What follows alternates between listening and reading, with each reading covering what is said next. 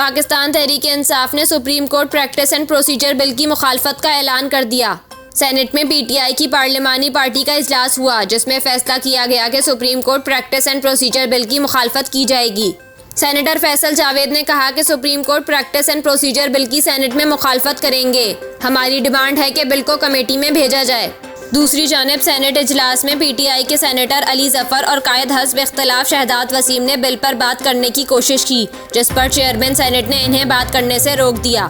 Chairman senate ने कहा कि वक्फा सवालात पहले मुकम्मल हो जाने दें। मैं बिल इस वक्त तक ज़ेरे गौर नहीं लाऊंगा जब तक आप बिल पर बात न कर लें।